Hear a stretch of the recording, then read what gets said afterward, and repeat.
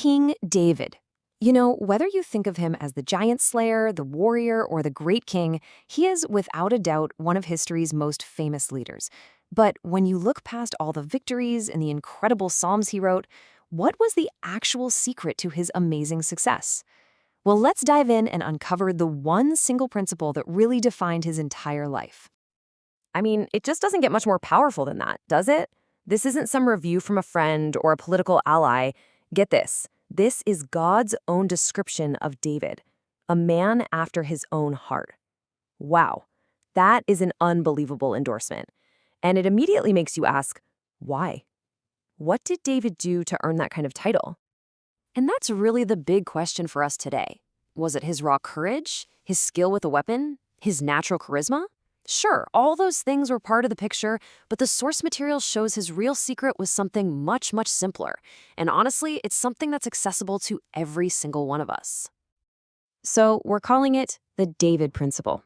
And what's so fascinating is that this wasn't some complicated 10-step plan for success. Nope.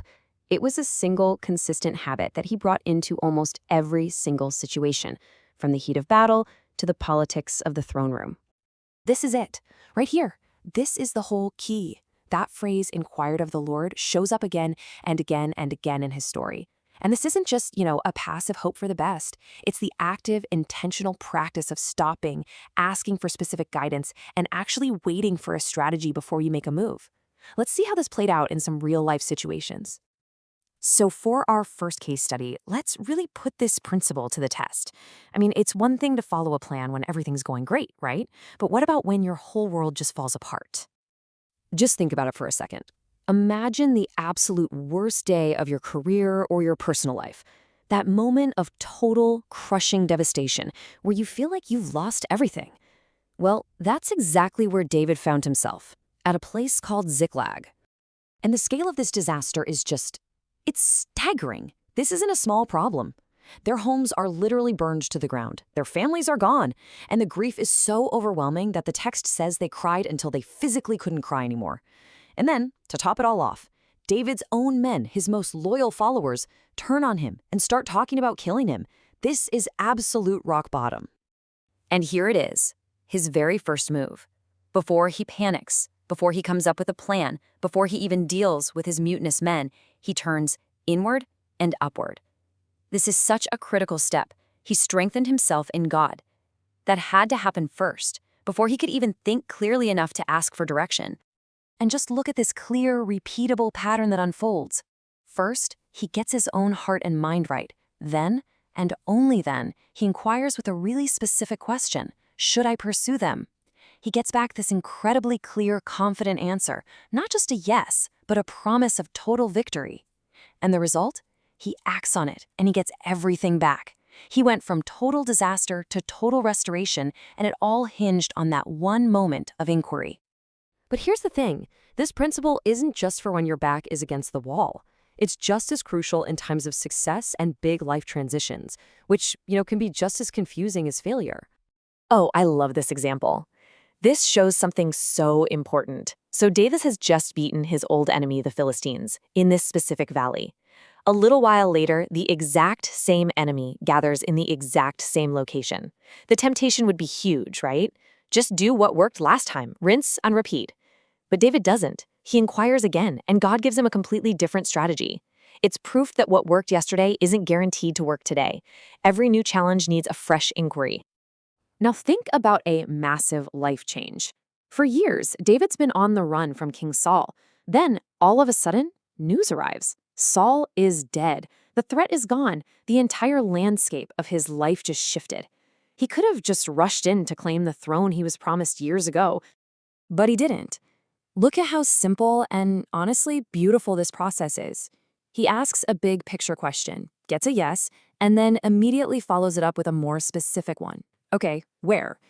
He's led, step by step, not to the capital city, but to a place called Hebron.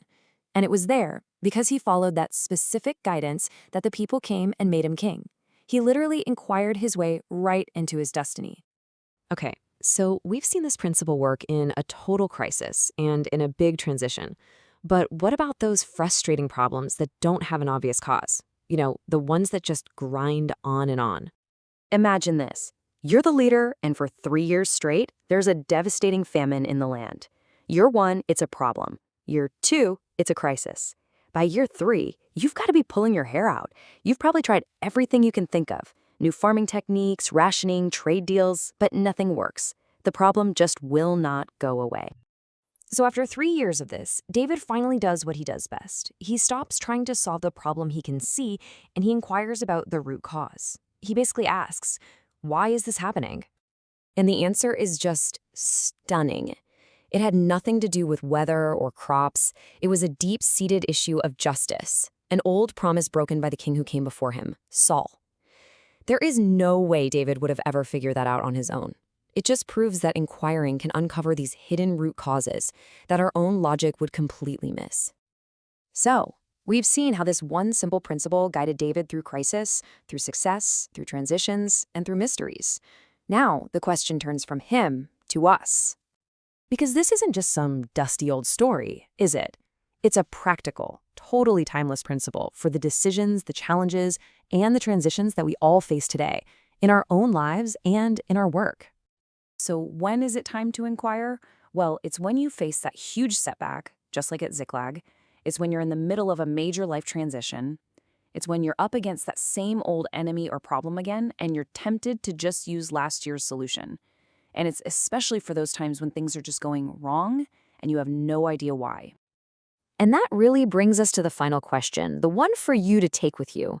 As you look at your work, your family, your future, all your challenges, what's that one area where you've been trying to figure it all out on your own? Where is it time to stop and simply inquire?